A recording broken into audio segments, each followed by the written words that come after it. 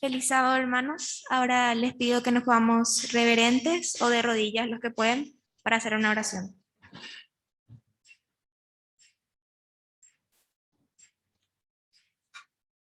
Amado y bondadoso Padre, te damos gracias porque nos cuidaste de camino y nos permitiste venir hoy a tu casa. Te damos gracias por este sábado. Te pedimos que ahora nos bendigas y también te pedimos por los enfermos para que tú estés con ellos, con sus familias y para que sientan tu paz en sus corazones. Te pedimos también por el predicador para que tú hables a través de él y realmente su mensaje nos pueda llegar. Te pedimos entonces que nos cuides hoy y en tu santo nombre, amén.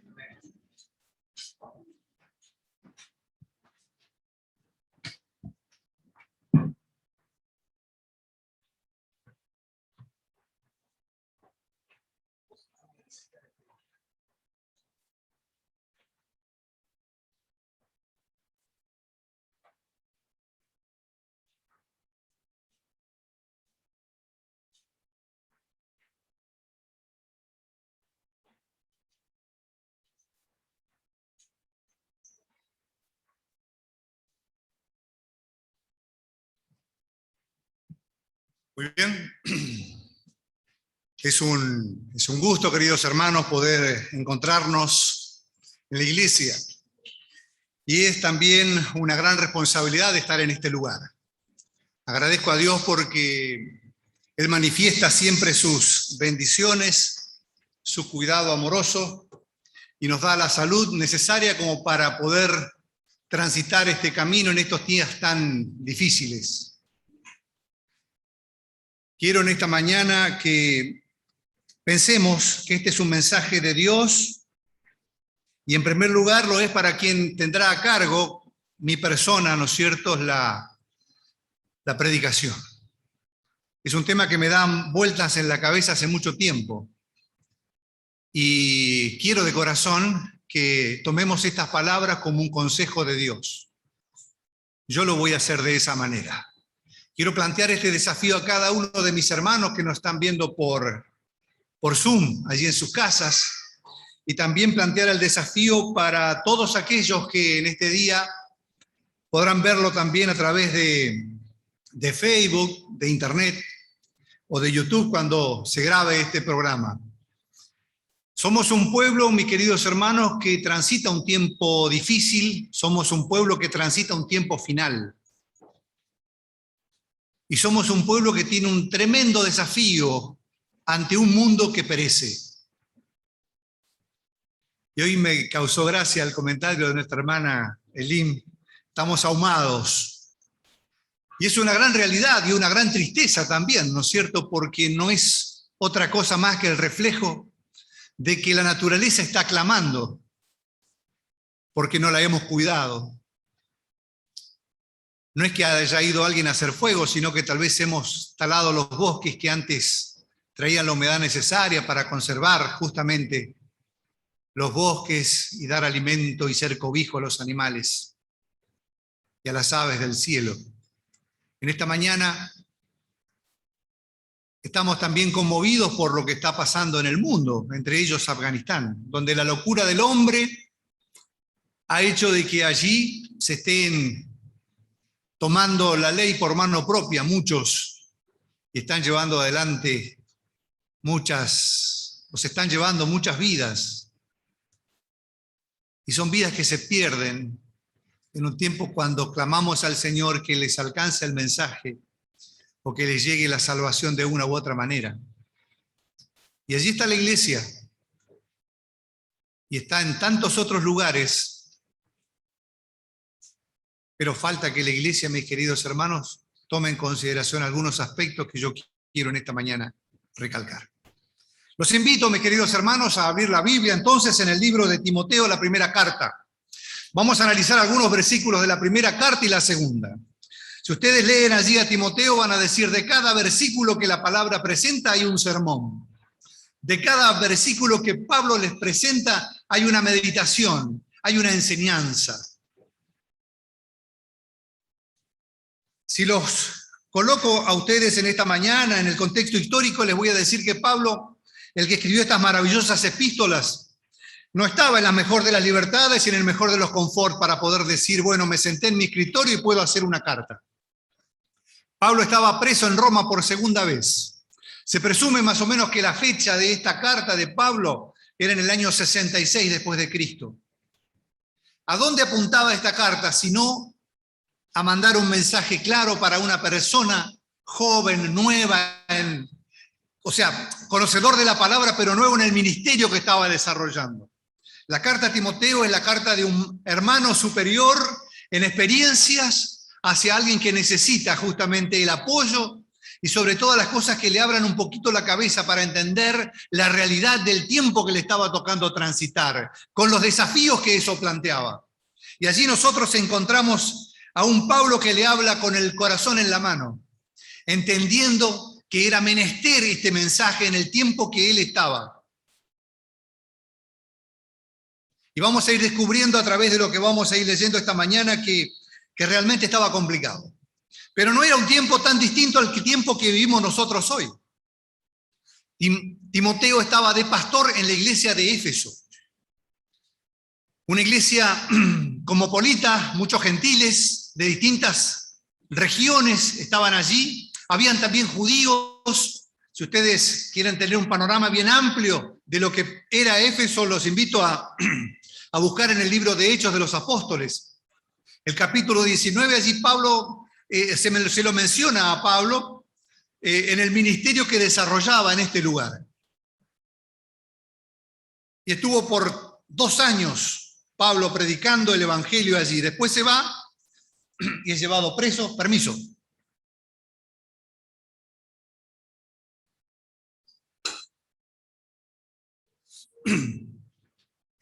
Es llevado preso a Roma, cautivo a Roma, prisionero en Roma. Y desde allí, desde ese lugar, él escribe lo que escribe. Y se lo escribe nada más y nada menos, como les decía recién, a un muchacho joven. Había muchas ideas nuevas. Había un burbujeo previo al gnosticismo. Y había muchos que estaban con esas corrientes filosóficas que pretenden a veces que la juventud las vaya agarrando y las vaya asimilando.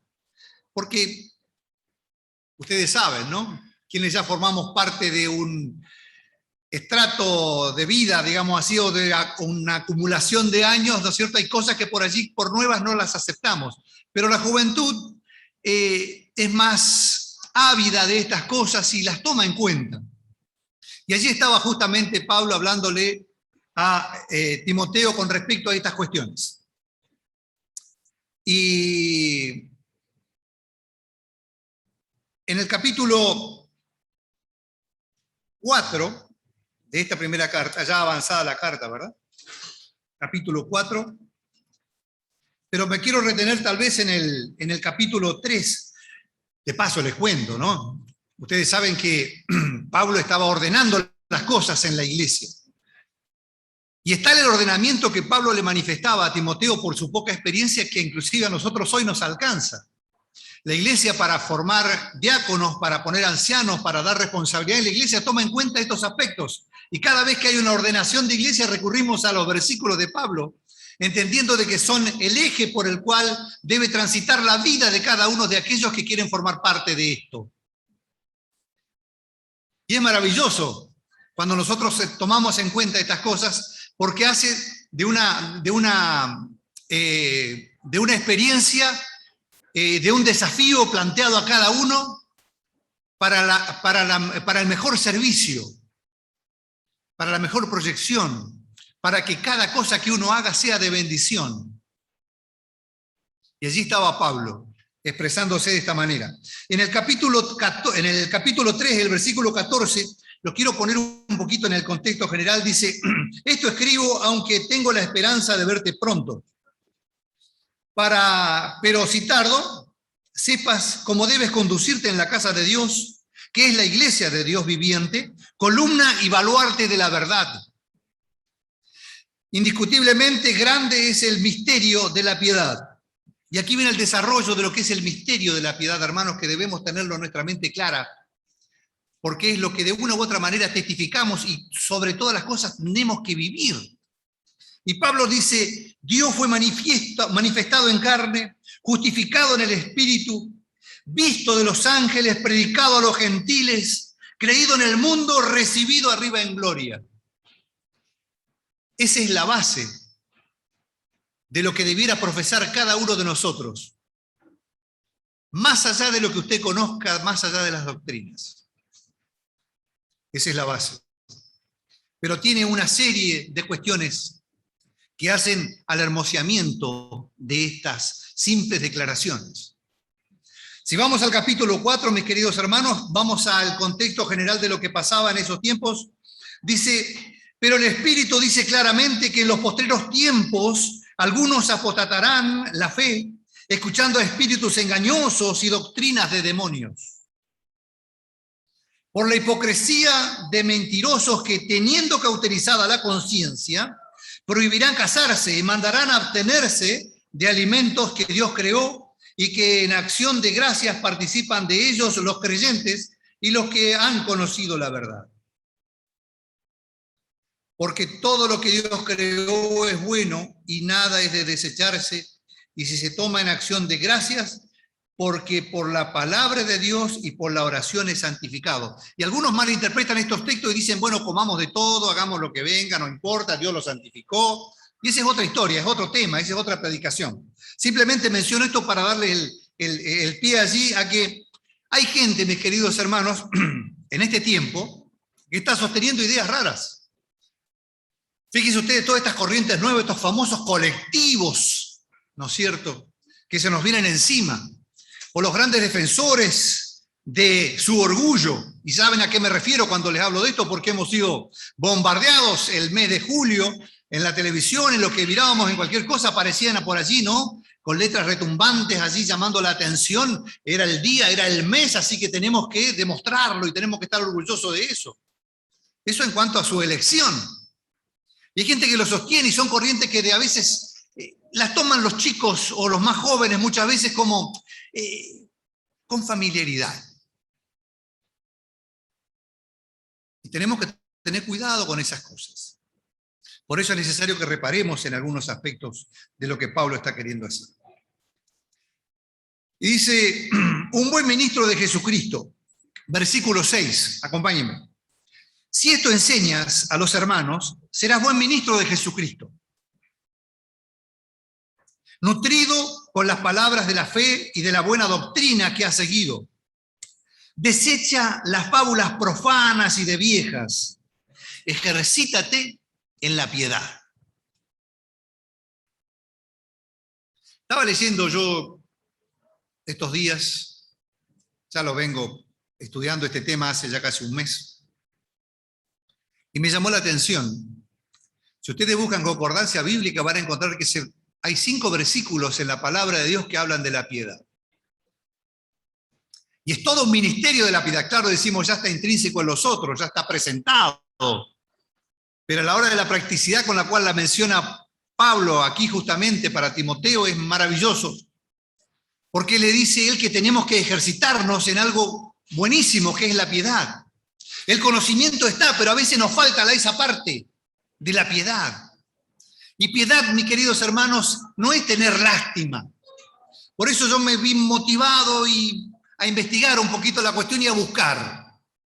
Y ustedes saben que el diccionario también es muy escueto en cuanto a la definición que da sobre este tema de la piedad. Dice el diccionario, dice que es una virtud que inclina hacia los actos del culto divino. Es compasión ante una persona desgraciada que sufre. Piedad, estatua de Miguel Ángel que refleja la piedad de la Virgen María para con Jesús inerte en sus brazos.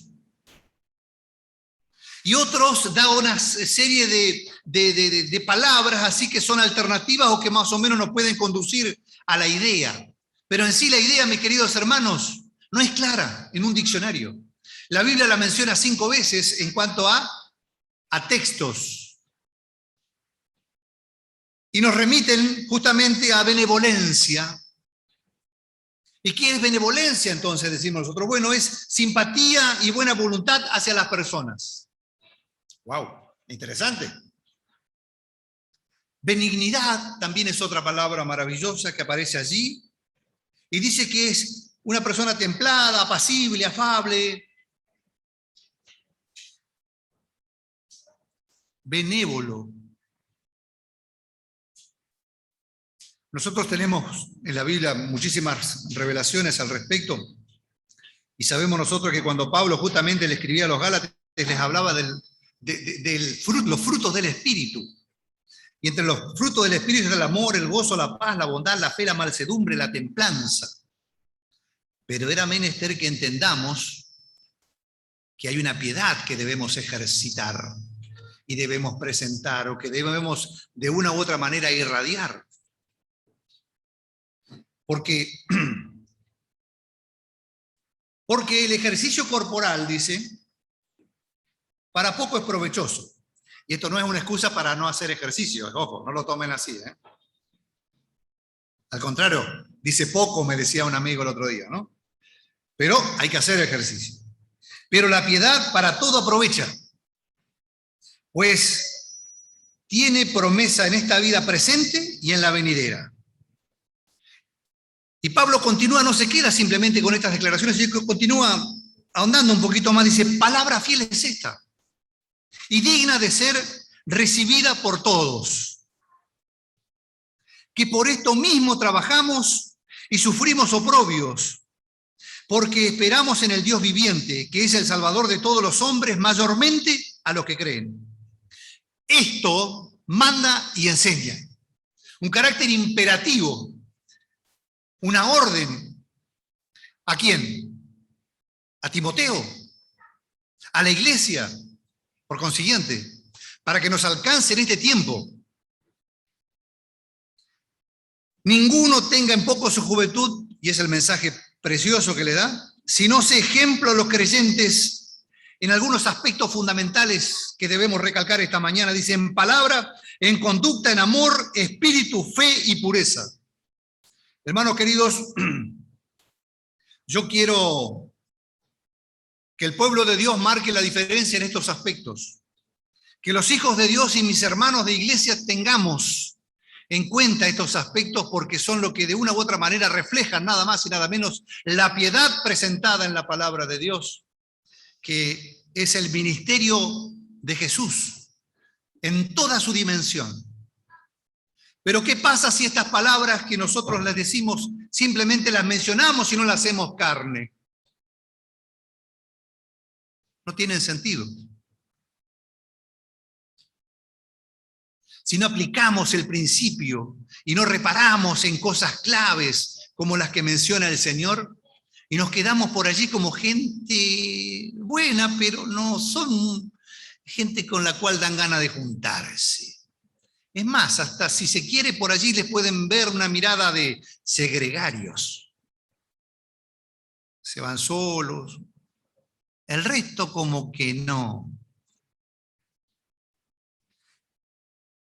Hermanos queridos, cuando Pablo le dice a Timoteo que tengan cuidado con su palabra, estar diciéndoles que la palabra de un ministro, la palabra de un hermano, la palabra de un cristiano fiel tiene valor.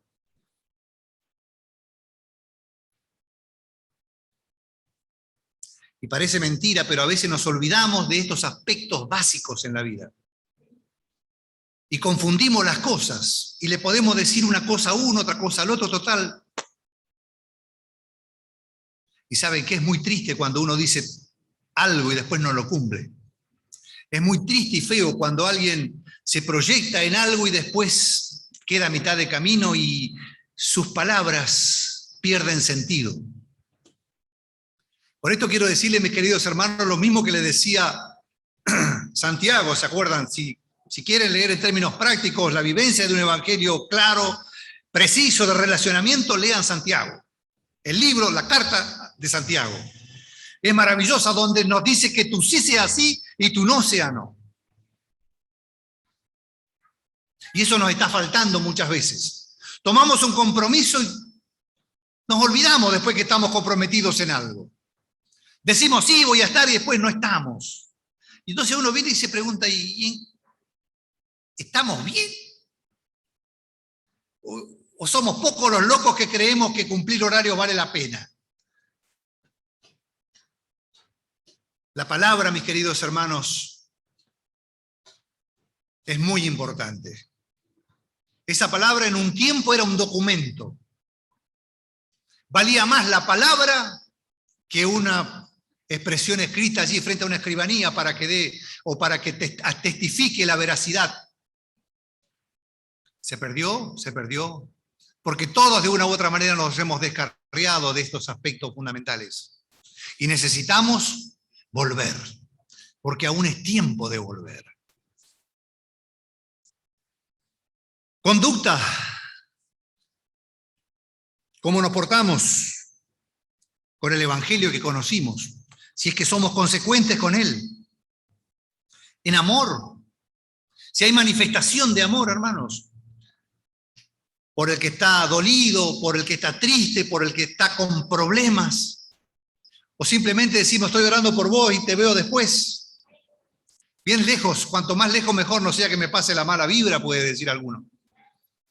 Y son aspectos, hermanos, son aspectos que no deben tener cabida en el corazón, ni en la vida de una iglesia, de mi iglesia, la iglesia de Cristo.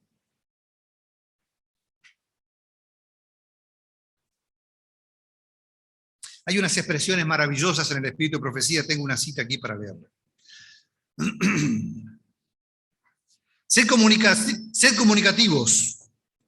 El farisaísmo y la alabanza propia son abundantes, pero nunca ganarán almas para Cristo. El amor puro y santificado, un amor que fue expresado en la obra de la vida de Cristo, es como un perfume sagrado. Llena toda la casa de fragancia como el vaso de ungüento que quebró María. La elocuencia, el conocimiento de la verdad, los talentos raros, mezclados con el amor, son todos dones preciosos. Pero la habilidad sola, los mejores talentos solos, no pueden tomar el lugar del amor. Con amor que emana del corazón. El amor es la base de la piedad. Cualesquiera sean la profesión que se haga, nadie tiene amor puro para con Dios, a menos que tenga amor abnegado para con su hermano. Pero nunca podemos entrar en posesión de ese espíritu tratando de amar a otros. Lo que se necesita es que esté el Espíritu de Cristo en el corazón. Cuando el yo está sumergido en Cristo, el amor brota espontáneamente. La plenitud y el carácter cristiano se alcanza cuando el impulso a ayudar y beneficiar a otros brota constantemente de adentro, cuando la luz del cielo llena el corazón y se revela en el semblante. Última. Es imposible que el corazón en el cual Cristo mora esté desprovisto de amor. Si no hay amor, entonces Cristo no está. Ahora, si hay amor, o sea, si está Cristo, ¿qué hay? Hay amor. Si amamos a Dios porque Él nos amó primero, amaremos a todos aquellos por quienes Cristo murió. No debemos llegar a estar en contacto con la divinidad sin estar en contacto con la humanidad. Porque en aquel que está sentado sobre el trono del universo se combinan la divinidad y la humanidad. Relacionados con Cristo, estamos relacionados con nuestros semejantes por los áureos eslabones de la cadena del amor. Entonces la piedad y la compasión de Cristo se manifestarán en nuestra vida. No esperaremos que se nos traigan a los menesterosos e infortunados. No necesitaremos que se nos suplique para sentir las desgracias ajenas. Será para nosotros tan natural ministrar a los menesterosos y dolientes como lo fue para Cristo andar haciendo bienes. Siempre que haya un impulso de amor y simpatía, siempre que el corazón anhele beneficiar y elevar a otros, se revela la obra del Espíritu de Dios. Ministerio de la bondad. Maravilloso. Tenemos que reflejar el amor de Dios. En espíritu, continúa el versículo 12. En espíritu. ¿Cómo es tu espíritu? ¿Cómo es tu vivacidad para manifestarte, para andar, para relacionarte? ¿Sos una persona amena? ¿O ya te ven venir y se agachan la cabeza y se tapan el rostro y se van para un costado? Decimos a veces, mis queridos hermanos, le expresamos o no le contamos a nuestra cara lo que estamos creyendo, lo que tendríamos que vivir.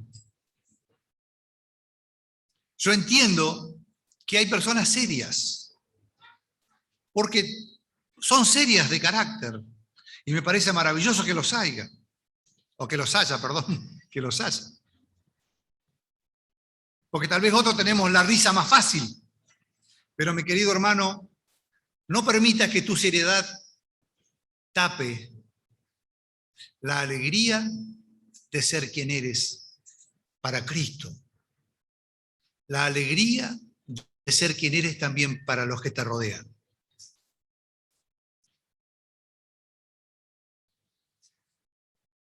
Fe, y sabemos de la fe.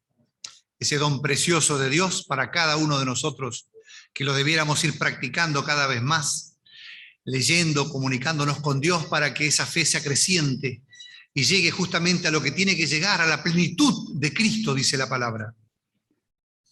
Y pureza. Último aspecto. Hermanos queridos, es menester que nosotros empecemos a convencernos de que esto es importante.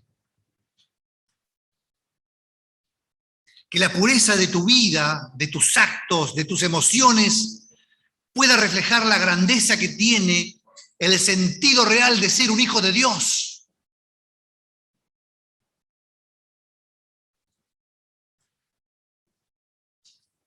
Porque nos equivocamos muchas veces, pero tenemos perdón en Cristo y abogado en Jesús, dice Pedro. Hermanos queridos, nosotros tenemos que tener mucho cuidado con esos aspectos.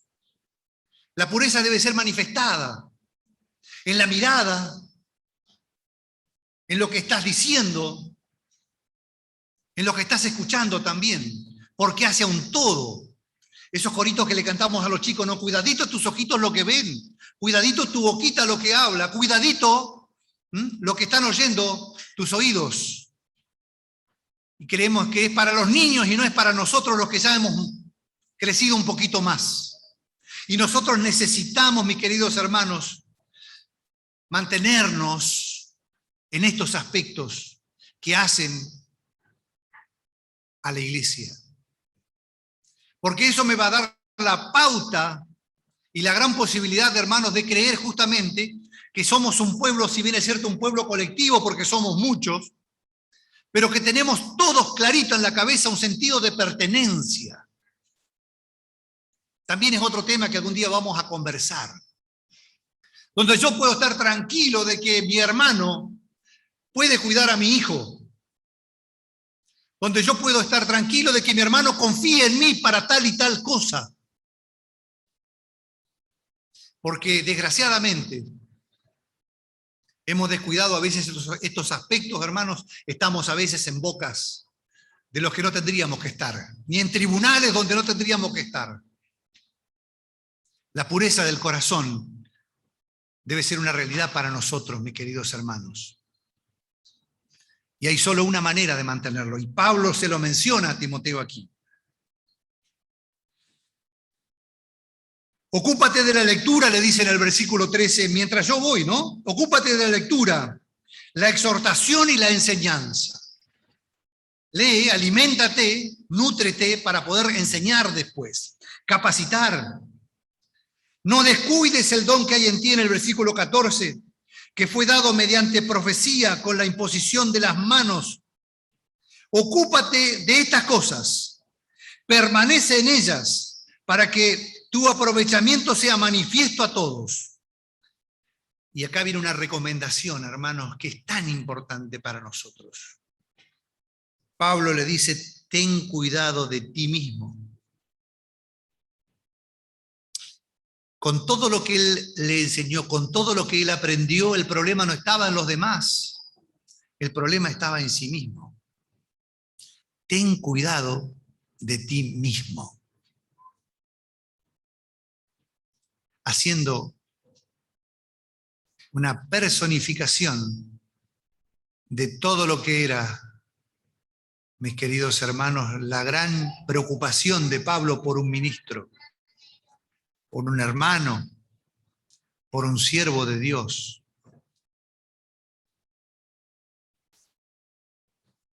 Y de la doctrina, persiste en ellos, pues haciendo esto te salvarás a ti mismo y a los que te oyeren. Hermanos queridos, en el capítulo 6, Pablo menciona algunas cosas importantes también que debemos tener en cuenta. Para abrir los ojos, porque este es un tiempo donde el oportunismo está de moda. Y algunos andan por allí aparentando piedad, ¿no es cierto? Como dice, para obtener ganancias, para sacar provecho. ¿De quién? Y del incauto, del menesteroso. Y ese es un factor que se está dando. No quiero hablar de política, pero ustedes se pueden imaginar, ¿no? Es un flagelo. Hay tipos que se candidatan porque son honestos nomás. Imagínense ustedes, cuando eso debiera ser la regla de juego vital, fundamental, no necesitas ni siquiera mencionarlo. Pero hoy en día el cartel es grande, ¿no? El más honesto, el mejor.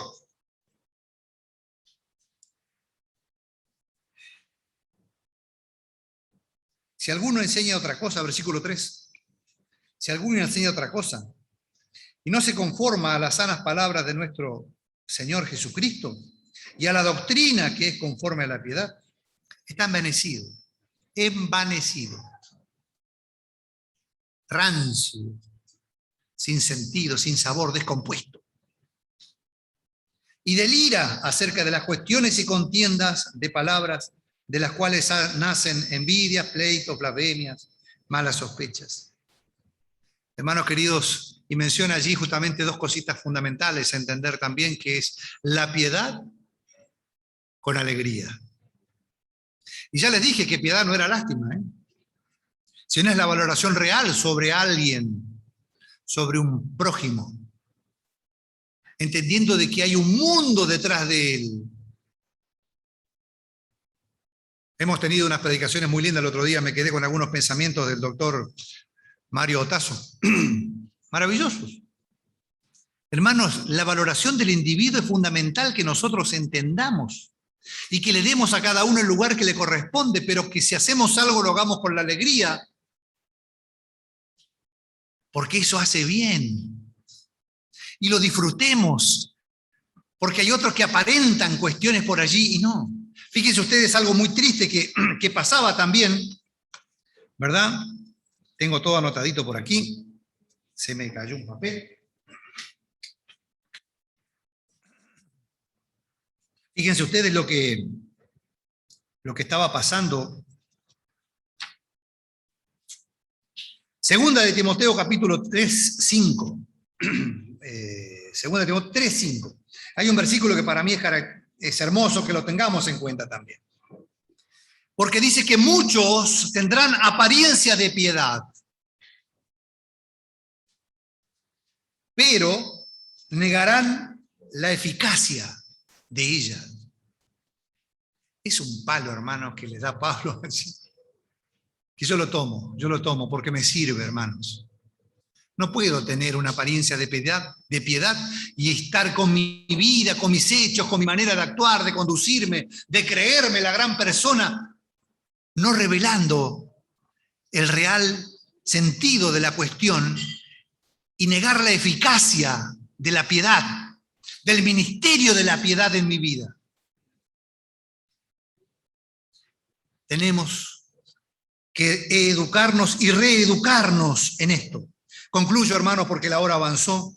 En el capítulo 6 de primera epístola, ahí nomás dando vuelta a la página, son 2 epístolas cortas. El versículo 11 dice lo siguiente: mas tú, hombre de Dios, huye de estas cosas y sigue la justicia, la piedad, la fe, el amor, la paciencia y la mansedumbre. Pelea la buena batalla de la fe, echa mano de la vida eterna, a la cual asimismo fuiste llamado, habiendo hecho la buena profesión delante de muchos testigos. Hermanos queridos, está el consejo, está la orientación y también está la manera en la cual nosotros tenemos que asirnos de estas herramientas que el Señor nos da cada día, para reflejar, como bien decíamos recién, en el Dios que creemos de una manera práctica, sencilla, cordial, amorosa, con mansedumbre, con amor. Y ahí podremos entender nosotros la grandeza de nuestro Señor cuando vino y se ofreció por cada uno de nosotros y le dio a cada uno de nosotros la valoración que tenía y que tiene. Y estos son aspectos que no debemos olvidar como iglesia. Tal vez ahora estamos distanciados porque muchos por allí nos están viendo por Zoom, lejos en sus casas, en distintos lugares. Pero ¿saben qué, hermanos? Tenemos que estar más unidos que nunca y más cerca que nunca a través de la misma tecnología que por allí puede decir alguno nos separa, pero también es la misma tecnología la que te une. Porque el espíritu que nosotros manifestemos en este tiempo será el que revelará de qué lado estamos. Con prudencia, con mansedumbre. Me acuerdo las palabras de nuestro Señor Jesucristo cuando dijo, astutos, sí, pero también mansos. Y puso 2 ejemplos allí de animalitos que nosotros conocemos. Pero ¿saben qué, mis queridos hermanos? Todo habla a las claras de que somos una iglesia creciendo. Somos una iglesia que está formándose en términos individuales, porque nos estamos preparando para el cielo. Invito a mis hermanos a no quedarnos en el tiempo. Invito a mis hermanos a no quedarnos simplemente con que yo me bauticé y ya está hecho todo. No. Tenemos que seguir retroalimentando nuestra vida de una manera maravillosa, porque palabra fiel es esta, dice el Señor, ¿no? Tenemos nosotros como hijos de Dios, hoy más que nunca, mis queridos hermanos, entender que estamos de paso, que no es esto lo que el Señor vino a decirnos, quédense tranquilos, ya están cómodos, conocieron, se bautizaron. No, estamos de paso acá. Y esto queda demostrado hoy más que nunca con este flagelo de la enfermedad. Quienes creíamos que estaba todo ok, quienes hicieron muchos planes, de pronto se encontraron con que estaban solos y encima desprotegidos en una sala con todo un mundo que no podía ni siquiera visitarlos. Y hermanos queridos, estamos de paso. Los invito a orar. Y oremos los unos por los otros después en nuestras casas. Oremos por este tema para que pueda hacer carne y pueda hacer mella en cada uno de nosotros, hermanos. Porque es tiempo de que nos despertemos de ese sueño. En las casas oramos, aquí también oramos. Por favor, nos ponemos de pie. Vamos a hablar con el Rey del Universo, el que puede transformar mi vida, el que está dispuesto en este día a traer soluciones, el que está dispuesto en este día a perdonarnos por los errores cometidos, el que está dispuesto en este día a decirnos tranquilo, yo estoy contigo. Bueno es pensar en estas cosas, pero tenemos que tomar decisiones porque necesitamos cambiar algunas cosas. Nuestro buen Dios y amoroso Padre, perdón, Señor, por nuestras vidas. Perdón porque en ella hemos cometido errores. Perdón porque, buen Dios, muchas veces no hemos tomado el verdadero camino de salvación. Señor, queremos en esta hora agradecerte porque nos llamas cada día y hoy nos has llamado también a ser conscientes de la realidad, Señor, a vivir este aspecto maravilloso de la piedad, del amor de Cristo para con nosotros y de esa manera nosotros poder transmitirlo a quienes aún no te conocen, a quienes vienen a nuestro medio y se quieren sentir abrazados, aunque no podamos por los protocolos, Señor, pero se quieren sentir contenidos, que podamos nosotros, buen Dios, transmitir en todo momento la piedad, el amor, el gozo de ser tus hijos, siendo veraces en lo que decimos, Señor,